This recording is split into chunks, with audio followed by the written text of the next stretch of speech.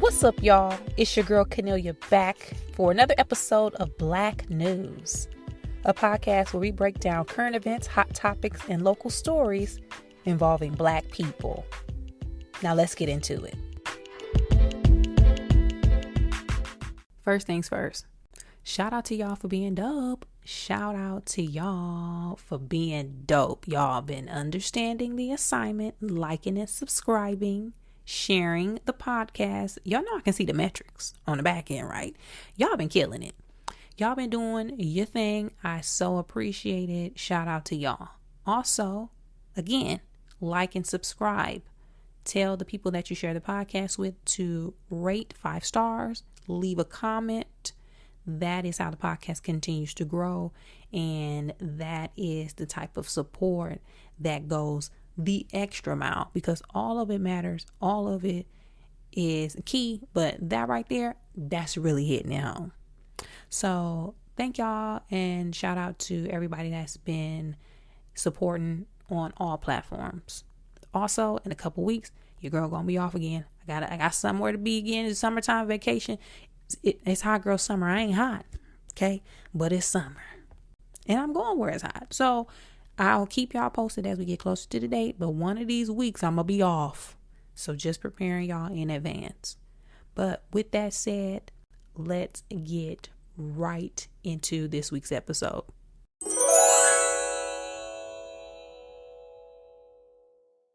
I feel like I would be extremely negligent if I did not talk about this particular topic, even though it is not, and I'm doing the air quotes, Black news. It is news that is important, and then that relates directly to something we talked about last week, and we need to address it and cover it again. You guys know and have seen about the school shooting in Uvalde, Texas this past week at Robb Elementary School. 19 students and 2 teachers died at the hands of an 18 or 19-year-old man who stormed into the school and was allowed to be in there for an hour and 15 minutes total before he was shot and killed. And adding that the person who shot and killed him was reportedly an off-duty Border Patrol agent who was married to one of the teachers and had a child who was also in the school. So again, this is not Black news, but it's very important. Reason being, 1, rest in peace to those people who lost their lives, their loved ones, those little kids. You gotta be a sick fuck to shoot up a school and to kill kids. You gotta be sick to kill anybody unjustifiably. If it's self-defense and it's, something going down, you gotta protect yourself and defend yourself. Yes, okay. But to go in and plan, first shoot your grandmother, then drive to a school and kill children and teachers just because you're feeling bad or maybe having some emotional issues. I read reports of one person was saying he felt bullied about his outfits when he was in high school. What? You gotta be sick as hell to do something like this. And obviously, we have a gun problem in this country because somebody who is sick as hell was able to purchase assault weapons and kill kids. So the topic of gun control comes up. And I first point out journalists. I read an article where journalists were asking some of the community members in Uvalde, what do they feel about gun rights and gun control? And they were saying it's a touchy subject because in Texas, those community members are weapon carriers. They are armed. So, they believe in gun rights. But in this case, somebody who also had the right to buy the gun killed their kids. So situations like that, there's a conflict. But honestly, and if you listen to me talk, we had a podcast called Happy Hour, Shot of Conversation. It ran for a good amount of time, maybe 3 or 4 years. When we talk about gun control, the history of America and all these things, you've heard my thoughts many of times. But for the sake of this conversation on Black news, honestly, I think it's too late for anything to be done. And not to be a Debbie Downer or to be bleak, but if you look at America and you look at the ideals that Americans have been presented with, whether they are lies or facts, if you look at how America was started, if you look at what Americans have been allowed to do, for how long they've been allowed to do it, to now in 2022 take those away from people, certain demographics in this country cannot handle that. And it's too late to teach them otherwise. Being more specific, this country was started on the basis of bringing enslaved Black people to this country to force them to build up this land that was already occupied by natives who were also simultaneously killed off, slaughtered. And those enslaved Africans were tortured, beaten, mutilated, raped, experimented on. You name it, it happened to our ancestors without any consequence. Then after enslavement, American citizens who were not Black were allowed to do those same things to Black and brown citizens, because after emancipation, the same types of things were happening to Hispanics in this country because there was a language barrier. It has not been reported on as much as in American news as it was in Mexican and Spanish news. So these same people were allowed to torture, beat, murder, brutalize populations of people starting from right after emancipation all the way up into the late 1940s, 1950s. People were literally allowed to murder or to hang Black and brown people in this country with no consequence. You could literally drag a Black man, woman, or child out of their home, hang them in public in front of a crowd of up to 10 to 20,000 people and go home, go to bed, and go to work the next day with no consequence. Right after that, you literally then had a police force, American citizens still being allowed to do these same things to non-Black people, because let's not act like Emmett Till wasn't murdered after 1950. The civil rights movement, people were murdered and tortured all through the South when fighting for voting rights. People were allowed to do these things with no consequence. Fast forward now, people have been allowed to carry guns since the Constitution and the Second Amendment was written with no consequence. People have been allowed to behave badly in this country with no consequence. People have been allowed to shoot up schools, neighborhoods, churches, bars, nightclubs, festivals, you name it. They have been allowed to shoot up these things, and America has not had any consequence. The minute that first mass shooting happened, that was the first and the only opportunity to shut that shit down, and we didn't. So now, honestly, I think it's too late. You can't allow people to run amok from the start of this inception of this country all the way to now. You can't allow people to behave badly from 1619 and up until now and expect us to be able to right the ship with one swoop of a pen. Because it's not just about laws. You're trying to change 400 years of bad behavior. And unfortunately, people in this country aren't able to do that.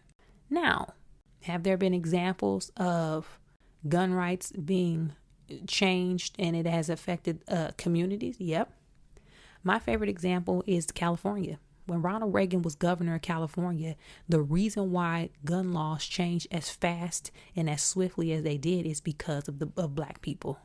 The Black Panther Party, specifically up north in the Oakland, San Francisco area, was known for, and Black Panthers all over were known for protecting and monitoring and patrolling their own communities. And y'all know Black communities have been over-policed. So how do you counter over-police? We watching our own backs. The minute black people started walking up in public and storming the state capitol and standing on the steps with their guns and protections, guess what California Ronald Reagan said? You know what? These black people shouldn't have guns. We should change gun rights. It's not safe. And California's gun rights have been strict as AF because of that instance. So in real talk, y'all want to change gun laws? Black people need to start buying guns, and we need to start signing up to be in the NRA. And I bet you they change it, because when they talk about gun laws and Second Amendment, they ain't talking about for us. They're not talking about for us. They're not including us in that.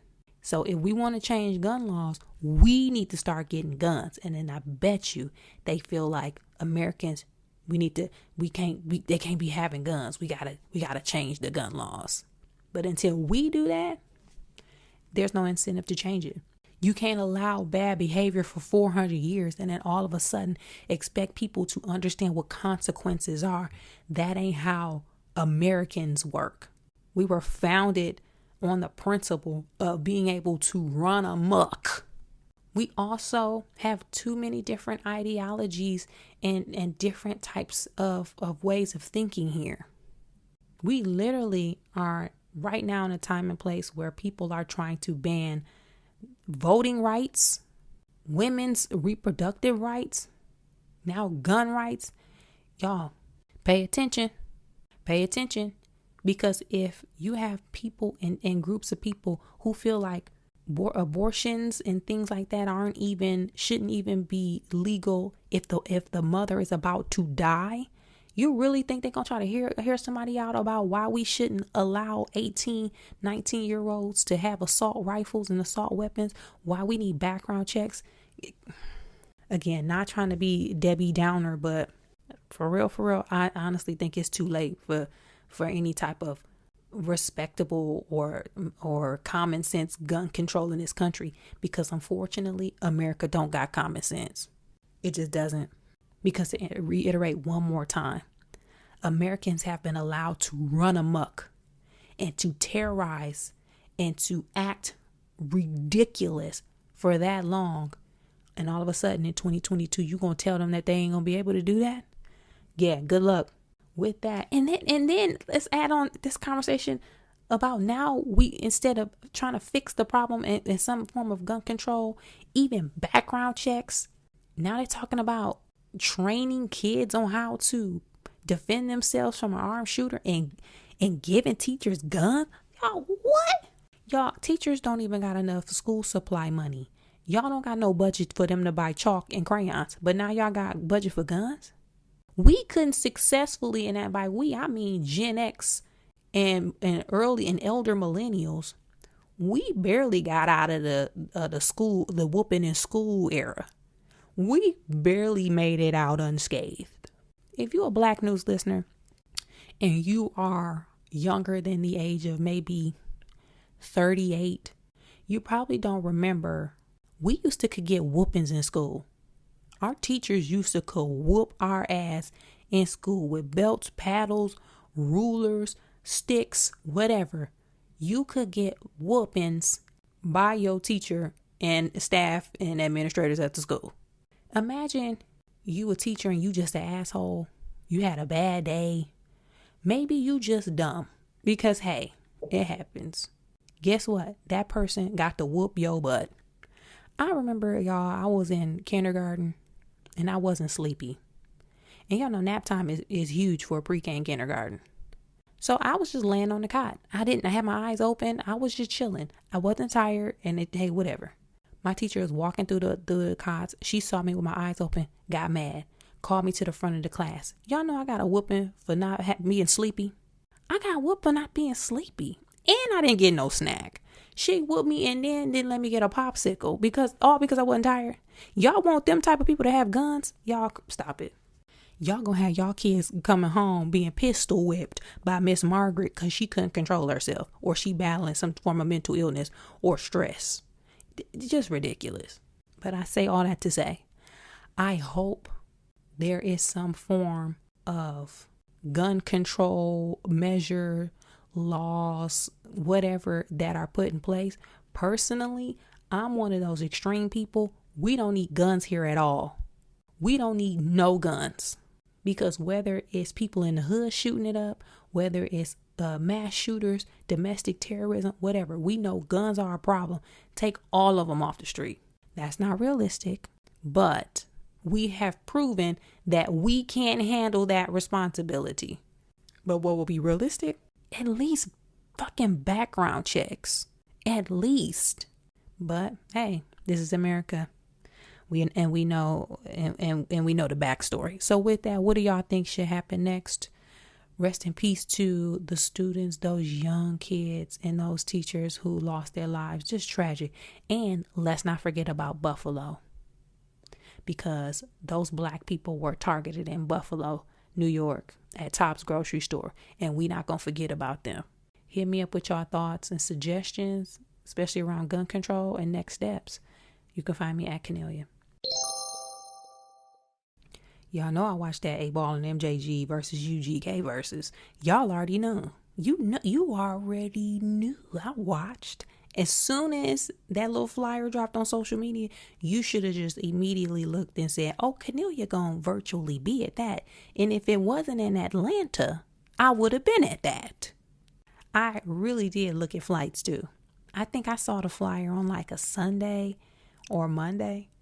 I really took the Google flights and was like, what would it take for me to get to Atlanta, Georgia, and do a quick turnaround? Because I had stuff to do the next day. I can't spend the whole time in Atlanta. I got stuff to do. But if it was out here in LA, your girl would have been there. Okay? Your girl would have been there yelling and cussing, finger pointing, rapping hard. I would have had me some hard liquor. I would have been in the building.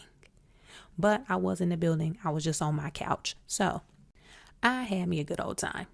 Somebody also hit me up and was like, why do you know UGK and 8Ball and MJG's music?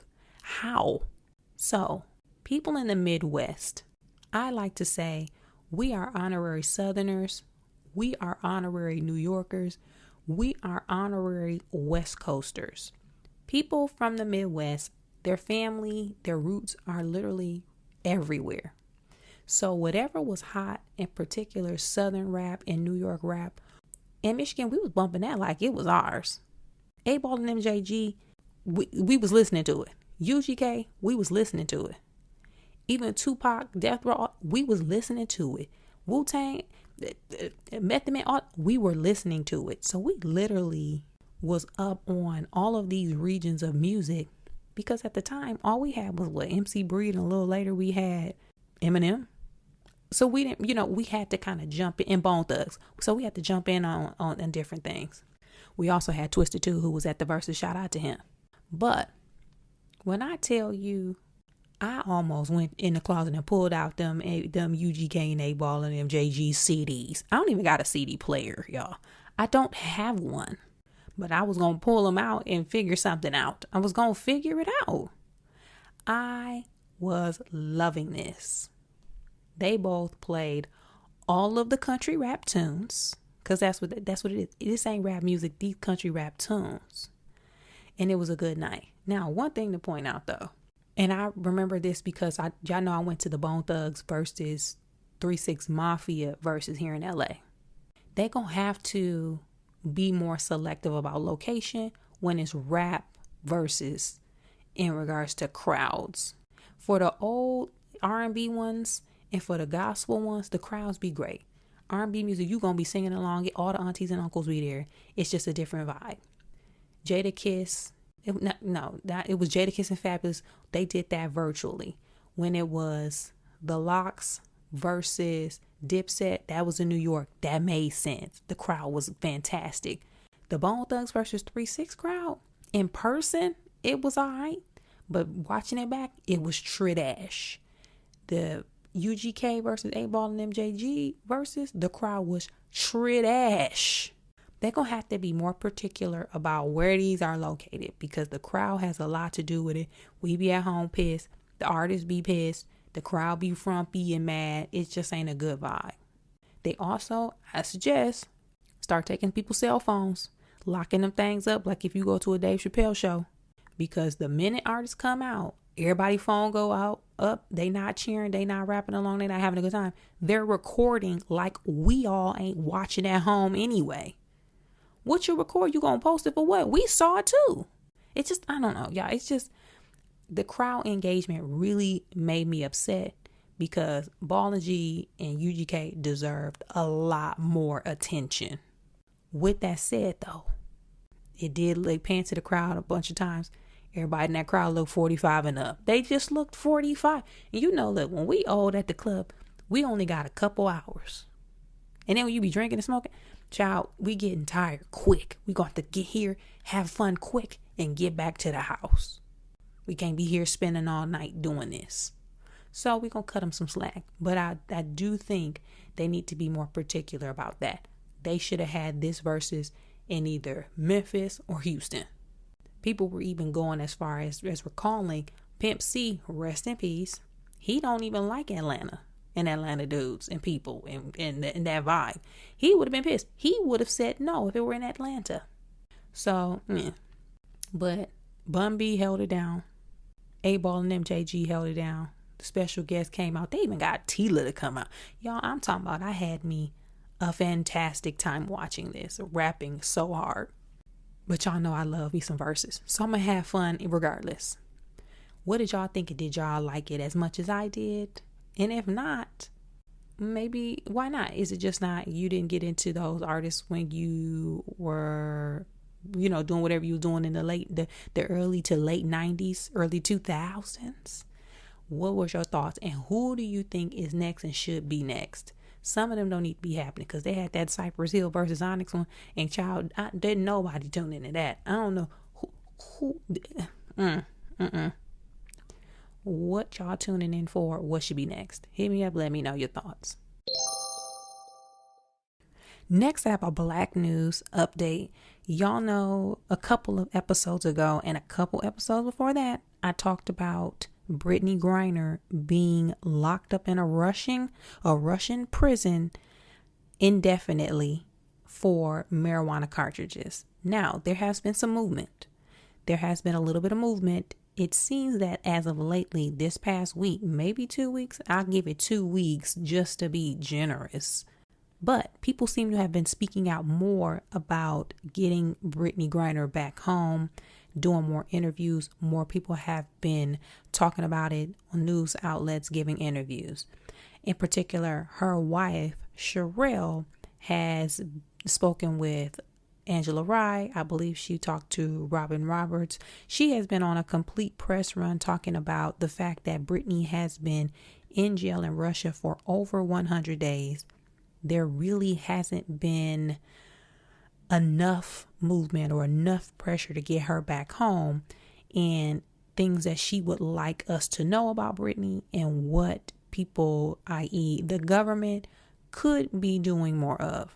Now, we talked about why Brittany was over there. We talked about how the fact that we did not know she was there, the public, until maybe like a month after she got locked up.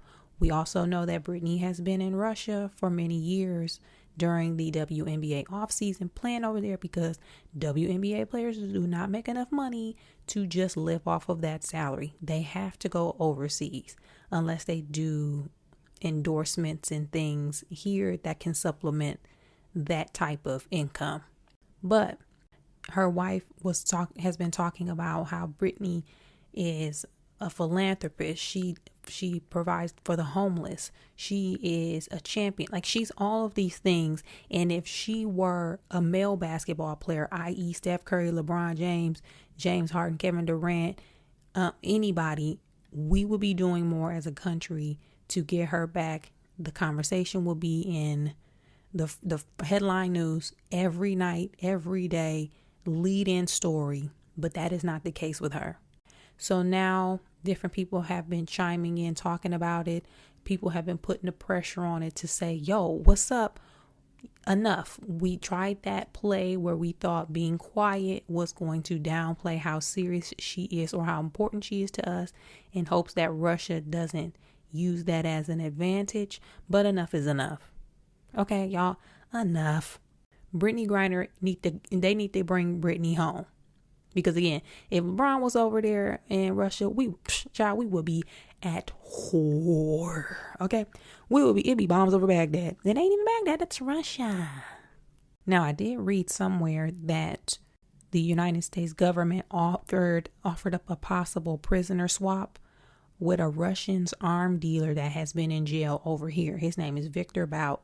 He is in a U.S. prison serving 25 years for conspiracy to sell millions of dollars in weapons to a Colombian terror group. So they are basically saying, hey, give us Brittany. We'll give you this criminal back. Now, listen, I don't know what this gentleman means to Russia and the United States government.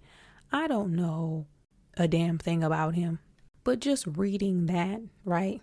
I don't know if he is a good bargaining piece. Like, hey, if you give us Brittany Griner back, a champion all-star basketball player worth millions of dollars in exchange for a criminal, like, what?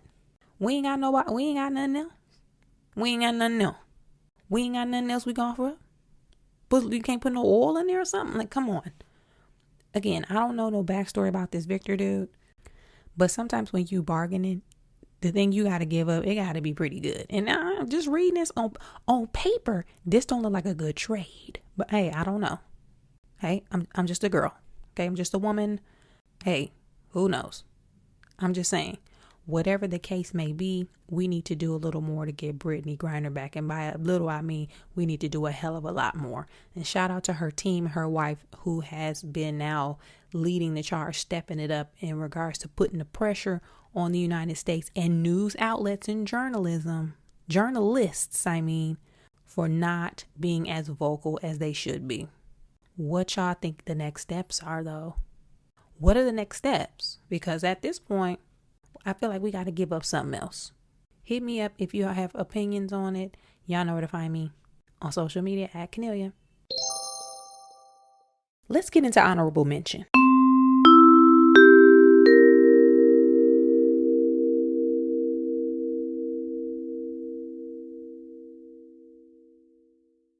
Y'all, shout out to Yara Shahidi for graduating from Harvard University this spring. Y'all, congrats to her. She officially is a Harvard graduate. Yara has been, it's a fact. Yara Shahidi and those other kids on Blackish, they grew up literally in front of our eyes.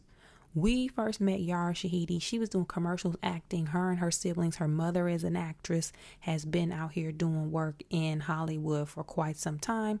But we met Yara on Blackish many years ago. I think this was 8 or 9 years ago.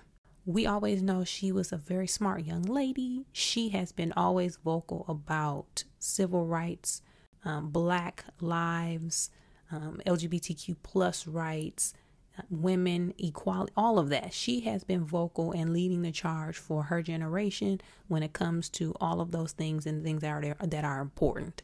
She then decided to go to Harvard and to be getting her bachelor's degree while she was also filming Grownish, because once she got off Blackish and her character went to college, they simultaneously, her character and her Zoe and Yara were in college and school at the same time. So she was getting a bachelor's degree while working. Now, I know y'all and some people do know this. Leading and top lining and being first on the call sheet on the show, it's a lot of work. It's a lot of work. You learning your lines. You are mastering your craft at the same time. You are carrying the weight of that show, that undertaking, while also having to study, write papers, keep up a social life. And that's a lot. It's a lot if you just do one of those at one time. She was doing both and ended up finally getting her bachelor's degree. So kudos and shout out to her. And that's just so dope. I love when young people in Hollywood see the value of continuing to pursue their education in addition to working in the business. Because this business is fickle. And if you have other passions and things that you're good at, want to study, you should do it. Because at the end of the day, if you're going to live a long life, why not live a long life doing multiple things and being experts in many different fields in addition to acting and entertainment? Another person who comes to mind is Storm Reed. Storm Reed she's one of the young girls that's in Euphoria. She did a lot of work with Ava DuVernay in the back in the day. She, I think, believe go to UCLA or USC. You know, it's USC because she's actually roommates with Natalia Bryant, Kobe and Vanessa's daughter. So shout out to all these young people. And I'm saying young people, y'all. Oh, Lord. Just saying, oh, God. Shout out to them for achieving and just going after it and getting to it, man. It's just so dope. And with that said, shout out to all the 2022 graduates. Y'all did it. Y'all made it. Between mixing in-person, online learning, campus closing, campus open, shut down, open back up, lockdown, unlocked down. Y'all have made it. Congratulations to all of the 2022 graduates, whether that's you listening, your son, daughter, nieces and nephews, whoever. Shout out to you.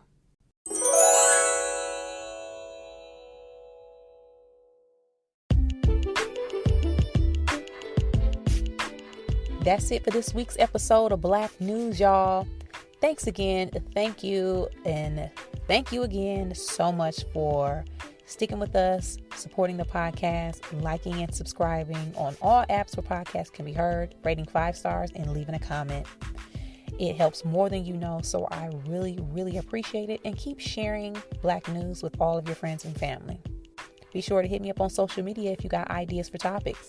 Or just hit me up in general to let me know you've been listening. Let me know your thoughts. I'm at Cornelia on all platforms across the board. That's at Cornelia, like Kenny and Ophelia. Also check my website. I got some shows coming up in Los Angeles County. Hopefully get on the road soon. But for now, if you're in the LA area, hit me up. Check Cornelia.com for show dates and details. And as always, thanks again so much, guys. I hope you have a fantastic week. Keep supporting, keep growing, keep building, keep staying safe, and keep staying healthy. As always, again, I'll see you back here next time, same time, same place. Bye.